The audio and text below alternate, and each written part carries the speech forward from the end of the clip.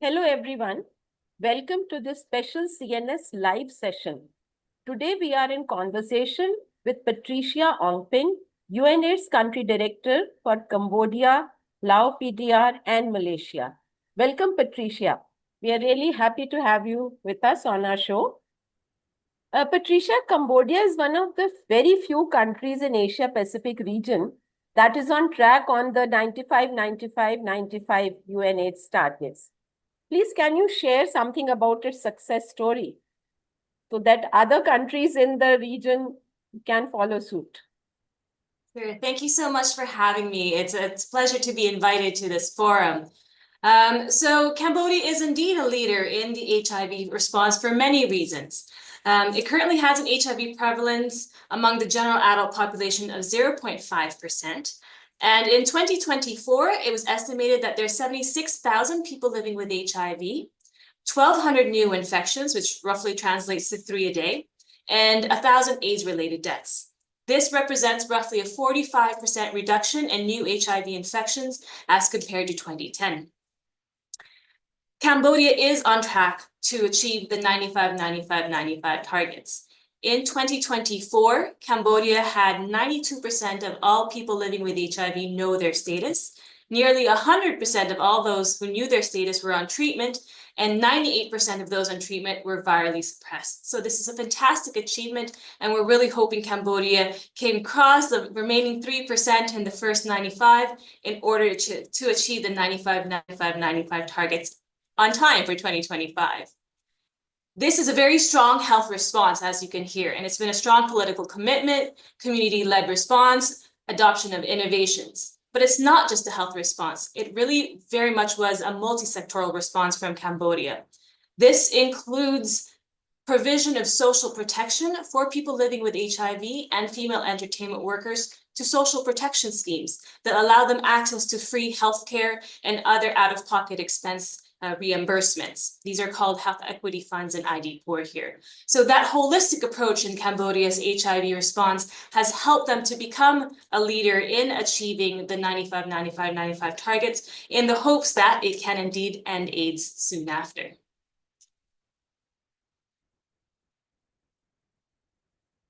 Over back to you, Shobha. Oh, okay, yes, thank you. Thank you. And then recently we heard that it is rolling out the long-acting injectable, that is CAB-LA for HIV prevention. That has started, I think, in Cambodia very recently, last month. So that is another very big achievement. Do you foresee any challenges in its uptake and acceptability by the community? It's still very new. It was indeed just launched last month. It's a very exciting achievement for Cambodia to be the second in Asia to launch CAB-LA. A feasibility and acceptability study was done last year in consultations with communities, so the country does have a sense of how it would be perceived. The government is working hand in hand with civil society organizations and communities so that there's demand generation for CAB-LA, but also to stem those challenges that you have raised. I actually just had a meeting with the director of the HIV department this morning, and he was saying that there's pretty good uptake right now where we have both people switching from oral PrEP to CAB-LA, and also new initiation of PrEP in general via CAB-LA. So that mixed reception is fantastic to hear, especially because it's been only 2 or 3 weeks out in the market, and there's already that interest. Yes. And what about the cost? Is it subsidized? Is the government paying for the cost, or what about the cost factor? At this moment, CAB-LA is being provided by the Global Fund. So it is being procured through the pooled procurement mechanism WAMBO that Global Fund is supporting or using. It is roughly $36 for a dose. Okay, okay. Are there any plans to approve the once every 2-month long cabotegravir and rilpivirine HIV treatment option, which I think right now only Australia has approved of it? I'm not aware of that one. Right now, we have cabotegravir as a prevention option every 2 months for one dose. So that's what we have. What we have on the pipeline, however, is the adoption of the dapivirine ring, the DVR. We are hoping that that comes into effect soon. The government was looking at DVR and Cabotegravir in roughly the same time. So they're in the final process of settling down the SOPs and training. So we're hoping in the next month or two, hopefully, that DVR will also be released. And that massive selection of combination HIV prevention, we're hoping, for diverse sets of people will really tip the scale so that we will reduce the number of new HIV infections in Cambodia. Definitely, Patricia, I agree with you. Verbatim, I agree with you what you are saying. Patricia, how can we see more focus on HIV combination prevention in the Asia Pacific region per se? We just have 5.5 years left to end AIDS by 2030. So, shouldn't there be more sense of urgency which must drive us for stronger actions on the ground? Follow the science on U equals to U. What needs to be done more in our region at least? What are your insights on this? Well, as a country director to 3 countries in the region with very diverse settings, with very diverse responses to the HIV epidemic, we can see that the urgency has never been greater. Not just because of the looming target year, but also because of the fast evolving health financing landscape and the pushback against rights on those left behind that we are seeing globally, not just in the region. But the evidence is very clear that what works in HIV prevention. But what we need to know is that one size does not fit all. So we really have to understand that a combination of HIV options must be available in the market so that people have something to choose from based on their daily life, their personal choice, what they're comfortable with.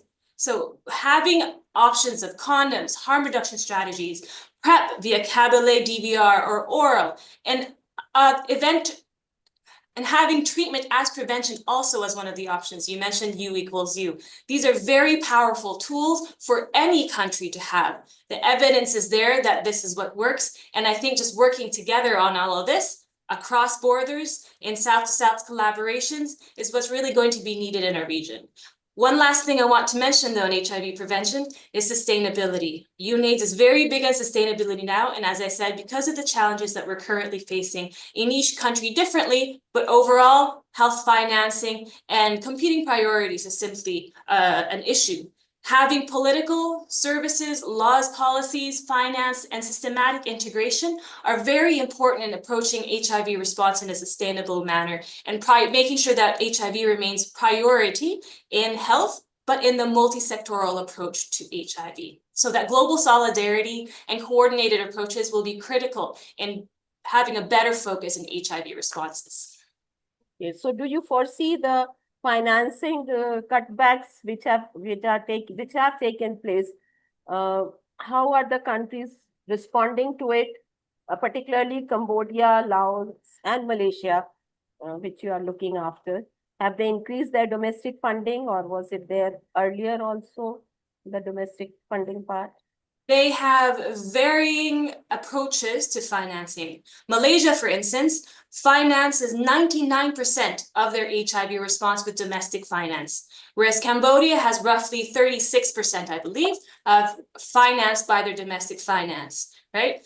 Cambodia also has the Global Fund grant. Cambodia has the UN partners also contributing to it. So they have very different landscapes. We're optimistic that ODAs will continue to support countries in greatest need, but realistically, UNAIDS and development partners as a whole have been advocating since the very beginning for greater domestic ownership and financing. And this doesn't just mean government. This means collaborating with private partners, private sectors, communities, CSOs, philanthropies on the ground. Really, that domestic partnership is key in moving forward. It's rightly so. So are Laos and Malaysia going to follow suit soon about the long-acting injectable PrEP? At this moment, I don't have information on that one. It's certainly something that we're advocating for them to explore. But as you can understand, there are financial implications, different contexts in adoption. So as a multi-country office, this is something that we're promoting to all the countries to have options in HIV prevention. Okay. One more thing I wanted to know about this long-acting injectable PrEP. It is an intramuscular injection. Is it a painful injection, or are there any side effects after taking it? Maybe like physical effects? I'm afraid I don't have information on that one specifically. I'm not a program staff. I know. Yes. Okay. Okay. But that's something that I can ask my staff. Also, ask the people that have received the injections. We actually have a fantastic web story that we're putting together.